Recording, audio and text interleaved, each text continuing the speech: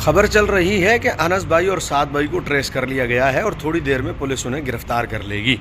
میری گزارش ہے کہ ایک دفعہ مرکز آرڈر کر دے، پاکستان کے سارے تھانے ہمارے کارکنان خود بھر دیں گے، پولیس کو چھاپے مارنے اور ہمیں ڈھونڈنے کی ضرورت نہیں پڑے گی، ہم تھانوں میں خود پیش ہو جائیں گے۔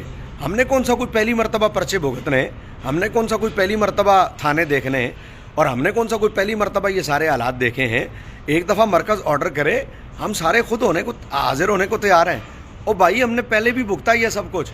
دوسری بات یہ کہ ہم کوئی پرچوں سے، تھانوں سے اور ان ہتھ کنڈوں سے ڈرتے ہیں؟ بھائی اس سے پہلے یہ سب ہو چکا ہے، ہم نے بھگتا ہے۔ اور جب ہم جائیں گے تھانوں میں اور ہمیں گرفتار کیا جائے گا تو ہمارا کیس کوئی انڈیا میں چلنا ہے، جج انڈیا کے ہوں گے، ہمارا کیس جو ہے وہ انٹرنیشنل عدالت میں چلنا ہے، وہاں پر جو انگریز جج ہوں گے مسلمان ہی ہیں، اسی ملک کے جج ہیں، اور ہم نے یہیں رہنا ہے۔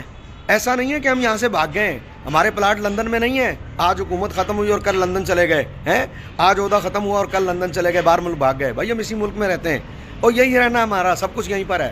اور جب پہلے مسجد سیل ہوئی تھی تو وہ کس نے کھلوائی تھی؟ وہ بھی تو ایک جج ہی تھا، اللہ جس سے کام لے۔ پہلے جب سعد بھائی بند ہوئے تھے وہ کس نے ضمانت کروائی تھی؟ وہ بھی تو جج ہی تھا۔ اور بھائی کوئی اللہ کا بندہ کسی سے بھی حضور کام لے سکتے ہیں، اللہ کسی سے بھی کام لے سکتا ہے۔ کوئی حضور کا غلام ہوگا عدالتوں میں جو بیٹھے ہیں، جو حکومتیں کرتی ہیں، ضروری تھوڑی ہے عدالتیں وہی کریں؟ جو ظلم انہوں نے کیا ہے ضروری تھوڑی ہے عدالتیں بھی وہی کریں۔ اور پھر دوسری بات یہ ہے کہ دین کے رستے کبھی آسان ہوئے؟ سعد حسین کا رتبہ امام حسین سے زیادہ تو نہیں ہے، انس حسین کا رتبہ امام حسین سے زیادہ تو نہیں ہے؟ تو جب ان کو شہید کیا جا سکتا ہے، یزیدی حکومت ان کی گردن کاٹ سکتی ہے، تو پھر آج جو حضور کے غلاموں کے ساتھ ہو رہا ہے یہ کوئی نئی بات نہیں ہے۔ حضور علیہ الصلوۃ والسلام مقام طائف پر آپ کے پاؤں مبارک تک خون پہنچا۔ دین کے راستے مشکل ہیں، دین مشکل سے ہی آتا ہے، لیکن اللہ دین میں امتحان اس لیے لیتا ہے تاکہ لوگوں کو پتہ چلے کہ دین کے ساتھ زیادتی کرنے والے باقی نہیں رہتے، لیکن دیندار اور دین ہمیشہ باقی رہتا ہے۔